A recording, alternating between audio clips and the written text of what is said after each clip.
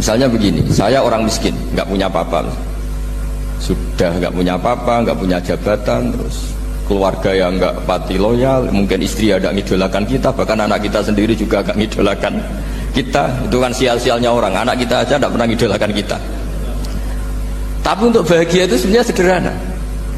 Sederhananya begini, orang pinter itu ingin mempertahankan kehidupannya, terus pinter sampai berobat habis banyak ke Belanda, ke Jepang supaya mempertahankan nyawanya. Nah, si miskin ini kalau dia setiap makan, ya Allah, saya dengan makan ini mempertahankan nyawa saya. Sehingga makan itu satu kajian ilmiah bahwa ini luar biasa.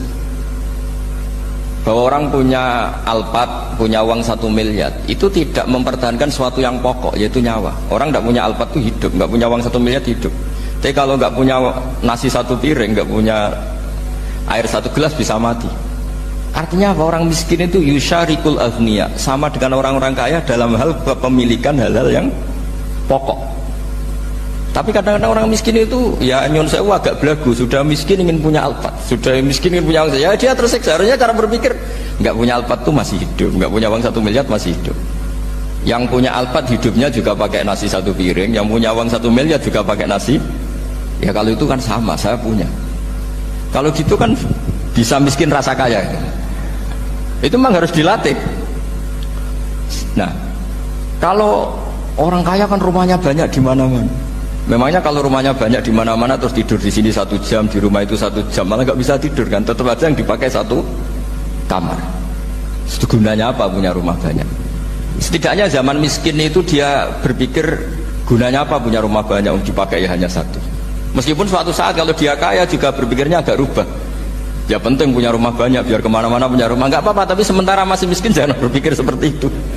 Nah yang menjadi miskin kacau kan sudah miskin berpikirnya gaya orang kaya. Nah, itu kecelakaan itu. Nah, itu ilmu, maksud saya itu ilmu. Sehingga dulu Nabi ngajari orang miskin itu sederhana. Ketemu orang miskin sama Nabi diajarkan. Nabi diantara ajarannya begini. Ada seseorang man asbaha, orang yang setiap harinya mu'afan fi jasadi, dia sehat, aminan fi sirbi, negara dalam keadaan aman, tidak dalam ancaman. Indahu qutu yaumi, dia hari itu punya makan.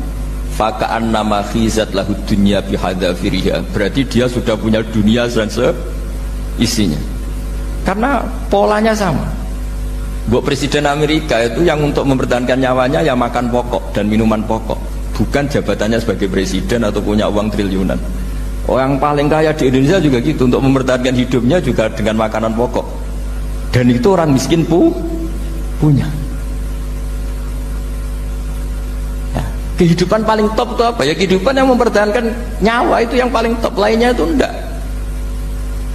Karena mempertahankan nyawa ini super penting dan orang miskin bisa. Nah, saya berharap ilmu seperti inilah menjadikan dulu itu kuat ketika melawan Belanda.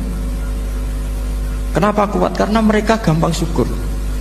Barokahnya gampang syukur itu selesai dengan dirinya sendiri. Kalau bahasa intelektualnya itu, orang kalau sudah selesai dengan dirinya sendiri bisa berpikir memanfaati pada orang. Nah, dulu orang-orang miskin ketika era sahabat, termasuk era para ulama yang mendidik para umatnya, itu selesai dengan dirinya sendiri. Nah sekarang banyak orang miskin juga termasuk orang kaya, bahkan belum selesai dengan dirinya. Wah itu angel, ngajak jihad angel, karena dengan dirinya saja belum selesai. Maka masyhur itu kan ketika perang Tabuk, ada orang datang, kira-kira kalau Indonesia pakai beras 4 kilo, ya Rasulullah yang 2 kilo tak kasihkan keluarga kami supaya bisa makan, yang 2 kilo tak kasihkan jenengan untuk biaya perang. Perang Tabuk itu perang tersulit, disebut perang Dhatil Usra. Sekarang hitung saja, ini coba dihitung, mungkin yang bagian kasir tahu. Kalau 2 kilo kali 3.000, umat Islam pas itu sekitar hampir 3.000, itu sudah 6.000 kilo. 6.000 kilo itu artinya apa? Orang miskin ketika perang membiayai dirinya sendiri, itu satu. Kedua, dengan mental memberi, orang ini tidak tamak. Barokahnya tidak tamak, tidak nyalahkan yang kaya. Efek dari itu apa ketika perang Tabuk? Sumbangan dari Sayyidina Utsman yang jumlahnya besar sekali, yaitu diantaranya 1.000 dinar. 1 dinar kira-kira 4,25 gram, berarti sekitar 4.000 gram. Itu bisa diberikan alat perang. Sumbangan dari Abu Bakar juga bisa dipakai beli kuda untuk perang. Nah bayangkan kalau kebutuhan orang miskin ini untuk makan itu nggak mau urun, wah usaha miskin nggak perlu urun, usaha miskin dipakai alasan terus. Maka jumlah 3.000 ini akan mengurangi anggaran untuk belanja peralatan perang karena untuk konsumsi orang miskin. Udah gitu kadang mangane tanduk itu kan repot. Wes miskin mangane tanduk, nak antri mob kan ribet. Artinya apa? Perang ini tidak fokus karena ngurusi konsumsi untuk orang-orang miskin. Nah, dulu zaman Nabi orang miskin pun semuanya heroik. Mereka dibantu gak mau, inginnya bantu. Sampai dicibir sama orang munafik. Apa gunanya sedekah 2 kilo? Wong perang ini perang besar antar negara. Pas itu mau perang melawan Romawi. Sampai orang munafik bilang alladzina almizuna almuttawiina minal mu'minina fis sadaqati walladzina la yajiduna illa juhdahum faskharuna minhum. Orang-orang munafik digambarkan Allah orang-orang yang mencibir sedekah kecil. Wong untuk perang besar kok sedekahnya hanya 2 kilo. Tapi yang mahal bukan 2 kilonya. Kalau ada 1 juta orang miskin menyumbang negara 20.000, itu artinya apa? Kita punya rakyat yang inginnya hubungannya dengan negara memberi. Tapi coba kalau kita 2 juta rakyat yang inginnya dari negara mendapat, pegawainya demo ya. Ya ini ajarannya Nabi yang luar biasa. Dulu Nabi itu bisa mendidik orang miskin pun bermental memberi. Nah barokahnya bermental mandiri ini mereka selesai dengan dirinya sendiri. Coba kalau mereka tidak bawa makanan sedikit ketika perang, mungkin kuda yang untuk perang, terus mereka berpikir, "Bu ini saja disembelih supaya kita bisa makan." Ribet kan? Ngapain beli senjata yang mutakhir, makan saja nggak bisa. Tapi barokahnya mereka urun sendiri. Mereka selesai dengan dirinya sendiri. Ini hebatnya didikannya Rasulullah Shallallahu Alaihi Wasallam. Lalu dulu Mbah Hashim dan kawan-kawan itu berhasil mendidik seperti itu. Santri yang miskin-miskin itu kalau ngaturi kiai duwene telo itu tidak no telo, duwene wi tidak no wi. Sehingga kiai sing wis mapan-mapan, misalnya kados kula wonten kan mun setengah mapan. Ya akhirnya yo iso mangan wi. Jebule wi ku yo enak. Santri yo seneng mergo kiai ini seneng pancen wis suwi mangan pizza misalnya. Ya tapi nak sing melarat terus aku melarat kiai tak kei wi mosok doyan. Wis melarat medhit di alasan kan ribet kan. Ini yang perlu dihilangkan. Medhit kok berargumentasi. Yang mahal itu bukan winya, mental memberi. Orang itu kalau mentalnya memberi itu berarti selesai dengan dirinya. Tapi kalau tidak bermental memberi pasti tamak. Dan tamak itu mesti menghakimi orang lain. Maka dalam kitab Hikam diterangkan penyakit terberat itu tamak. Kenapa? Karena orang pikir itu tidak ada kata-kata kitab Hikam, bukan kata saya. Yang ada itu tamak. Misalnya gini, saya kenal PLT Bupati Kudus. Tidak pernah saya bilang beliau kikir. Tapi sekali saya pernah ngajukan proposal tidak kesampaian. Wah, beliau medit. Jadi saya menvonis medit itu sebetulnya ya karena punya keinginan tidak kesampaian. Coba kalau tidak, bahwa medit orang serap penting. Misalnya anak-anak muda sama orang-orang cantik di Jakarta, pernah nggak kamu bilang itu sombong? Enggak kan? Terus setelah kamu bilang, Mbak aku ingin kenalan Mbak sampeyan, terus dia agak mau, baru kamu bilang sombong karena keinginan kamu enggak. Nah bayangkan kalau orang bermental tomak kayak apa bangsa ini. Nah sahabat itu dididik oleh Nabi, tomak itu selesai karena keinginan mereka memberi. Sehingga Indonesia bisa merdeka begini itu barokahnya didikan ulama, semuanya ingin memberi. Dulu belum ada negara, tentara-tentara kemerdekaan kalau di kampung-kampung itu ya dibiayai donatur-donatur, termasuk bahasa saya, bu saya dulu. Itu berapa ton aja beras untuk pasukan Hizbullah, pasukan TNI. Di Aceh ada Daud berih, ada baca berueh. Jadi baca aja kayak kira asap ada yang berih, ada berueh, saya juga gak tahu. Orang Aceh kalau baca berih memang nyumbang berapa emas untuk kemerdekaan Indonesia. Yang Kesultanan Jogja Legowo, Jogja tidak lagi negara tapi diberikan bagian dari Indonesia dan seterusnya. Nah, jadi semua ini barokahnya didikan Rasulullah SAW yang diteruskan para ulamanya bahwa nomor satu didik masyarakat itu bermental memberi. Dengan bermental memberi apapun kecilnya ini selesai dengan dirinya sendiri. Itu kalau sampean nggak punya mental memberi nanti pulang dari Pemda, sok acara kabupaten berkata ini tok ribet itu. Awas itu, bar ngaji langsung lali berarti sampean. Sudah kalau nggak urun ini sudah luar biasa, nggak urun untuk berkat itu sudah luar biasa. Jadi itu yang makanya Nabi itu Quran dimulai wa mimma razaqnahum yunfikun. Quran mengajarkan bermental memberi, yunfikun. Nabi berkali-kali ngulang al yadul ulya khairum al yadis sufla. Dan memberi itu tidak harus nunggu kaya. Gambarannya Quran tentang orang baik itu gimana? Alladzina yunfikuna fis sarra wa dharra. Bukan fis sarra saja, ketika wa dharra juga. Saya pernah guyon sama orang kaya di Jakarta, dia uangnya miliaran, mungkin malah triliunan. Guyon sama saya, Gus saya ini sudah sekian bangun masjid di mana-mana. Saya ini berarti hebat. Enggak, kata saya. Enggak ada masjid, agama tetap jalan kata. Karena di kampung-kampung sudah banyak masjid kata.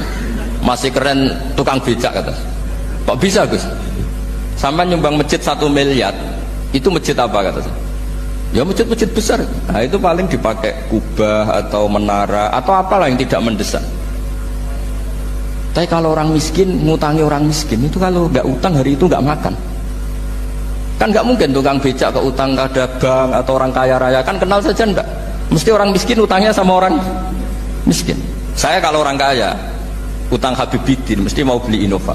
Karena level orang elit, jadi utangnya itu beli Innova, aksesoris Innova, seri terbaru. Tapi kalau orang miskin sama orang miskin, utangnya itu beras untuk nyawa. Artinya apa? Kalau saya diutangi Habibidin untuk beli Innova, itu ganjarannya itu sekunder. Tapi kalau sesama orang miskin itu ganjarannya primer. Keren mana? Hutang-hutangannya orang miskin sama orang kaya. Satu menyelamatkan nyawa, satu menyelamatkan citra.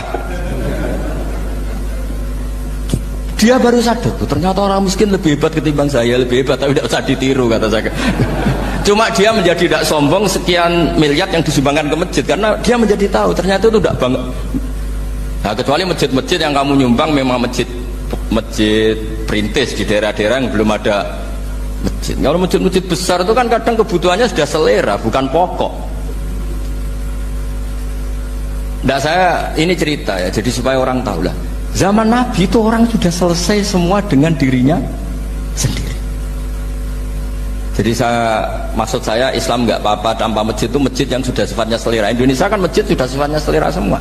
Yang dikatakan masjid pokok kan yang dipakai sholat bisa, dipakai alat sesuci bisa. Tapi kalau sudah selera ya pondasinya harus begini, lampunya harus dari kristal, terus kubahnya itu sudah selera. Nah rata-rata sumbangan yang miliatan itu kan sudah ke selera. Sementara orang miskin utang-utangan sama orang miskin untuk menyelamatkan apa coba? Nyawa. Artinya para orang miskin jangan kecil hati, wah saya sudah kok hanya 2 kilo, tapi 2 kilo nyawa. Dan itu pahalanya luar.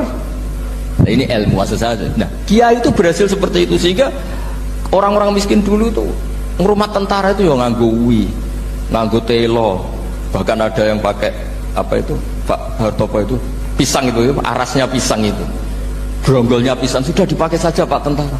Tentara di mana-mana bisa makan. Coba kalau yang ngamal yang kaya itu tidak cukup. Tapi barokahnya yang miskin juga ikut ngamal itu cukup, karena yang miskin itu mayoritas. Jadi didukung kaum miskin itu pasti menang lah kan kira-kira gitu. Karena di mana-mana orang miskin itu banyak. Menemukan orang kaya itu nyari data. Kalau menemukan orang miskin seketemunya pasti ketemu. Dan orang miskin ini dididik ulama untuk berkontribusi. Sehingga banyak tentara ketika dicari Belanda pura-pura jadi petani. Ini juga yang menyelamatkan orang miskin. Nah, ulama dulu itu orang paling sukses mensuasanakan seperti itu.